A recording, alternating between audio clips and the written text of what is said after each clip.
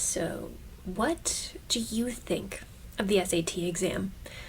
Do you think it accurately portrayed your abilities and potential? I would guess that only a handful of you might feel like that. I deeply dislike those tests. I never had the resources to really prep for them, even decades ago when I was applying to college. It's only gotten more extreme, I know.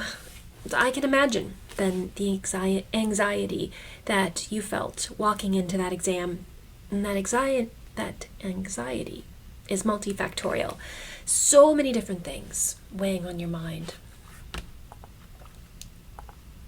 For this experience, you first heard Professor Claude Steele talk about his research discovering the effects of what he named stereotype threat. This research started as an investigation of the intellectual lives of Black people in the United States, and what Professor Steele describes as the, quote, social psychological predicament that can arise from widely known negative stereotypes about one's group, and the anxiety over, quote, the possibility of self-fulfilling such a stereotype. So his book on the topic, Whistling Vivaldi, How Stereotypes Affect Us and What We Can Do, this was published in 2010. The research, though, it really began about 15 years earlier. And for this video, I want to take you back to take a look at that 1995 paper that stands as the landmark paper establishing stereotype threat as a very real phenomenon. This was a paper that Claude Steele published with Joshua Aronson in the Journal of Personality and Social Psychology. There were actually 4 different studies presented in this paper. Let's take a look at 3 of them. Study 1. This was set up with a sample of 114 students. About half of them were Black and half of them were white. All of them were enrolled at Stanford University. The students came in to take a test that was modeled off of the GRE verbal exam. So there's the SAT that you take to get into college, and then the GRE is the same kind of standardized test that you take when you want to apply to graduate school. So it's kind of the next level up in terms of difficulty. So the verbal exam was very challenging, to say the least. The test that was presented to the students, it was presented in one of 3 different ways. So this was what was different among the 3 different groups. 1, it was presented as being diagnostic of intellectual ability, or it was presented as a laboratory tool for studying problem solving, or 3rd, kind of a combination of both of the above. So it was not really diagnostic, but it was a challenge test. So it was like a combination of the 2 other ways that it was being presented. So something kind of in the middle. Here are the results of study 1. I'm sorry that the scan isn't very good. It was kind of the best I could do. So here are the results. And so you have the diagnostic, where the students were told this measures your intelligence. Non-diagnostic, this is a laboratory tool to understand how people solve problems, or the challenge, which is kind of a combination between those. So you have Black subjects presented with the black bars, white subjects presented with the diagonal lines in the bars. And so on the x-axis, you just have the 3 different types of challenge, and on the y-axis, you have mean items solved. And the number, they standardized this by the performance that the students had done on the SAT exam itself. So what you can see is in the middle for the non-diagnostic test, which is the one we're just trying to figure out how people solve problems, that Black subjects and white subjects performed equally well. When you look at the diagnostic results, so when students were told this is an assessment of your intelligence, Black subjects performed significantly worse than white subjects. And then you can see in the challenge, when it was a combination of the 2 different frames, that the white subjects performed a bit better on the exam, than the black subjects, but that the difference was not as extreme as in the diagnostic setting. So the researchers were curious. Was this because there was a lot of anxiety? Was anxiety what was leading to these differences in test scores? That led them to the second of the studies that were included in that 1995 paper. Here's the study design for that the second part of that project.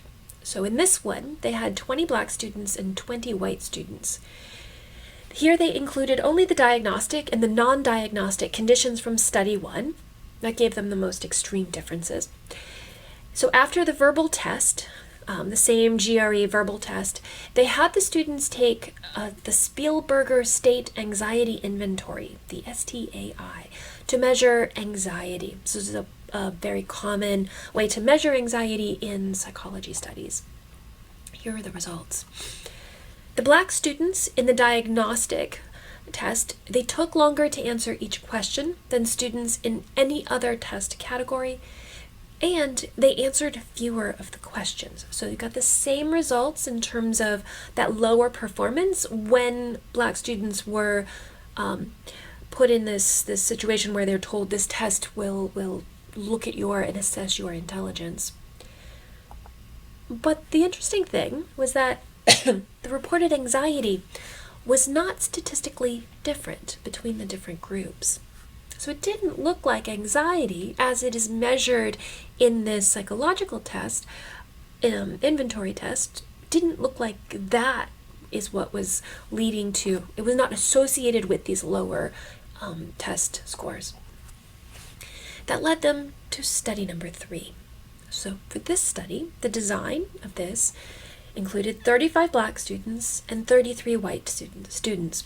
Each student enters a room alone, and they're told the purpose of the test, either that it's diagnostic of your intelligence or that it's non-diagnostic and it's a study to see how people learn how to problem solve. They also had them do these other surveys. So one was a fill-in-the-blank word survey. The other one included questions about anxiety and sleep. And then the last one of these asked them questions about activities that they enjoyed doing. Here are the results. So for the fill-in-the-blank words, so here are those 3 different the results of the 3 different components to those extra surveys that were added on to the GRE type verbal exam. So we have stereotype activation measure, a self-doubt activation measure, and a stereotype avoidance measure. So you're looking at these 3 different bar charts here on the right-hand side. So the fill-in-the-blank words were a way to look at how the subject was feeling about self-doubt, how they were thinking about stereotypes and whether stereotypes had been kind of activated in the way that they were thinking about things at the time. Here's the results. So for the fill-in-the-blank words that were associated with activating, to measure whether or not a stereotype had been activated in the way someone was thinking, they found that in that diagnostic test setting where they were told this is a measure of your intelligence, that black subjects had a stereotype kind of activated in their mind. And so this is when you give a fill in the blank, the word. It's sort of like if you put blank MB, you're like, fill in the rest of the word. Some people might put thumb or they might put numb. And if you were feeling kind of self-doubtful, you might actually put dumb, for example. And so a variety of those give the researchers a sense of whether or not a stereotype has been activated in your mind and whether or not they have activated feelings of self-doubt. And what you see on these graphs are the results that show that the black subjects in that diagnostic setting have really been triggered in terms of stereotype activation and also in terms of self-doubt activation. But that self-doubt was not activated in the non-diagnostic or in the control setting. And you can see in terms of stereotype activation measure, just walking in to take an exam has activated a sense of stereotypes for Black subjects to a certain degree more so than white subjects, but that it is much more activated when the framing is around intelligence, that this is actually diagnostic of your intellectual capabilities. Let's look at these questions then about activities that the person enjoys doing, the subject enjoys doing. So looking at then stereotype avoidance measure. So the scientists asked this question as a way to try to see if the subjects were avoiding a stereotype about themselves. So they knew they had activated the stereotypes in the person's mind, but then did they intentionally try to avoid playing into that stereotype themselves? And so stereotype avoidance measures would be, what kind of activities do you enjoy? Do you enjoy, hip hop or jazz or basketball? Things that in our culture today are kind of more associated with Black culture, for example. So what they found is that for Black subjects who were in the diagnostic setting for the exam, that not only had they activated their awareness of stereotypes, they had activated and increased their self-doubt, but that those subjects then actually responded about the activities that they enjoyed doing by reducing their reporting of anything that might encourage the further identifying them with the stereotype of this group that they belong to. And so the Black subjects in the diagnostic setting were less frequent, were less likely to answer things like, I like hip hop, I like to play basketball, I like other activities that might look like a stereotype. Whereas in the non-diagnostic and in the control setting, they're much more comfortable saying, yeah, I enjoy doing things that might be considered a stereotype for the group that I'm associated with. And so you can see this really distinct response. So the idea is that these subtest subjects were performing worse on this GRE type exam when in the back of their mind, not that necessarily they were feeling anxious, but that they were aware of stereotypes and aware of the possibility that they would be judged on those stereotypes, that they were fulfilling those stereotypes. Am I a stereotype, and am I going to perform in a stereotypic way on this exam? And this takes up cognitive space. I mean, I don't know about you, but if you're trying to do something that takes a lot of focus and someone's distracting you over here, you're not going to perform as well on this focus. It's like me. I come into my office in order to do a better job when I'm trying to record these videos than trying to record them at home, because my daughter might be really quiet, but she's upstairs and I know she's upstairs, and part of my brain is occupied with thinking about that role in my life. And similarly, stereotype threat is like that. It's that there's something then in your mind occupying some of your mental capacity while you're trying to focus, and you can't focus as well when that's the case. And this is what Claude Steele and Joshua Aronson were able to first demonstrate in this study. So let's look at what has happened in psychological research since. There was a nice meta-analysis of 116 different studies. This was back from 2008 by Nguyen and Ryan. So in this analysis, they looked at all of these other studies. So a meta-analysis is when you look across a bunch of other studies and look to see what the patterns are across each of those individual studies. So oftentimes these meta-analyses are a really good way to get a sense of that more of a consensus in a field of study. So what they found was that for women, subtle threat activating cues produced the largest effect. Because remember, stereotype threat is kind of about any stereotype. So Steele and Aronson were looking initially at Black people, but everyone is subject to some kind of a stereotype.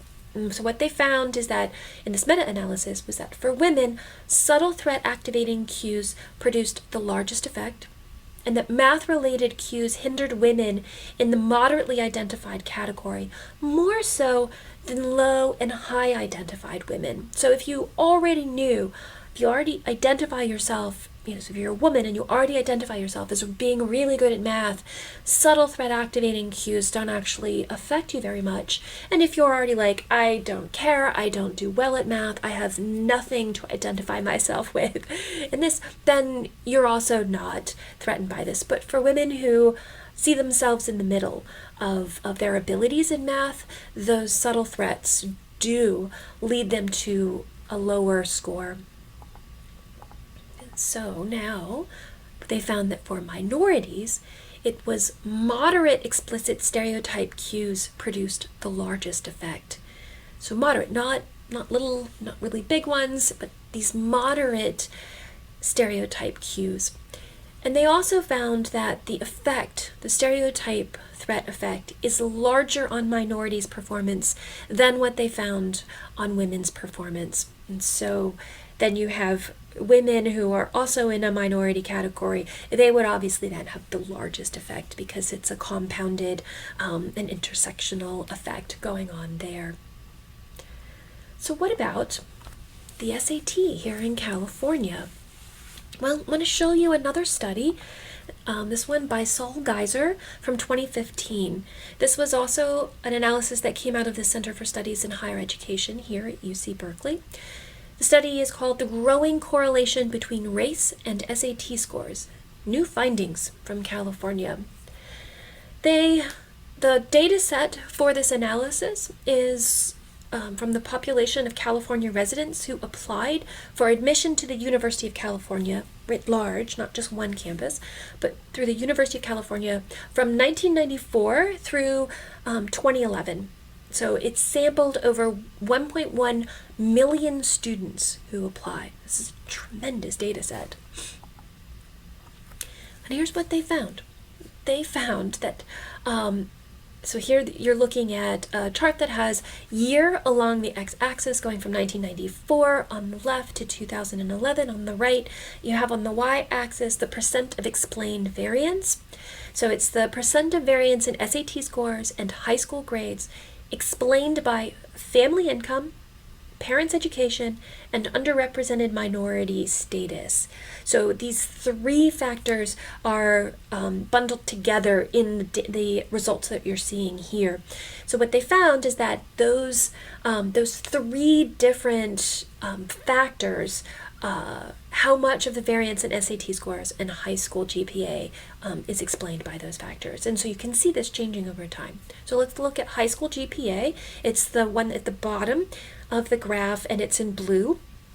And you can see that in 1994, about 7% of high school GPA in this sample of 1.1 million students could be explained by family income, parents' education, and underrepresented minority status. This dipped to about 3% as you get into 1990 and 2000. It starts to go back up as you get towards 2007, 2008, 2009. By the time you get to 2011, 8% of high school GPA is explained by these factors that basically are there at birth. SAT scores, this is the line that is at the top of the graph and also indicated in red.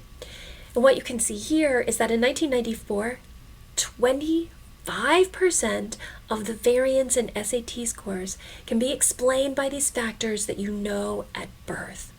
So a third of the variance, so 25% of the variance in SAT scores can be predicted by factors known at the student's birth. This only increased.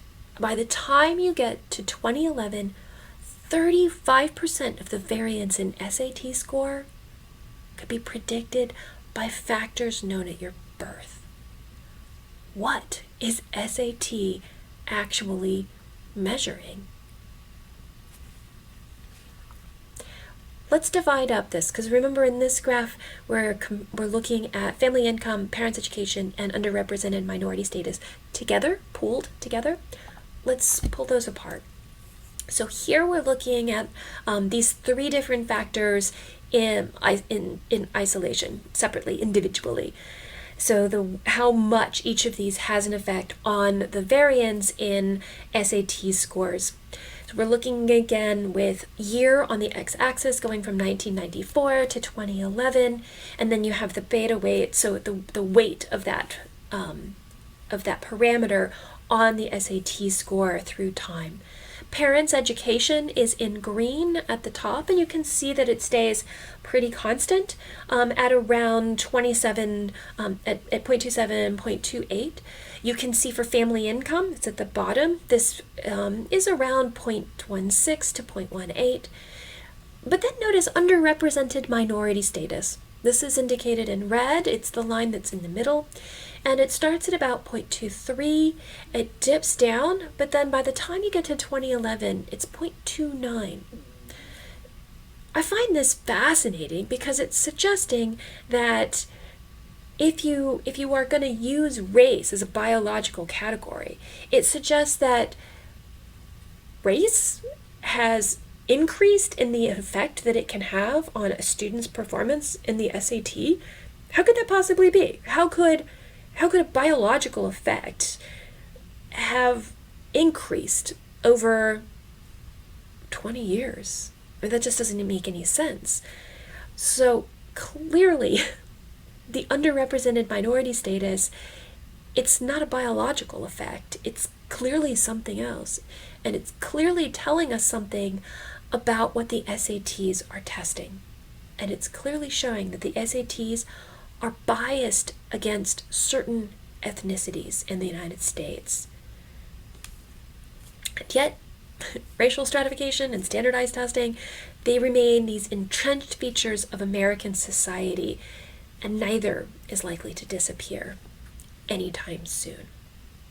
And with that, see you in the next video.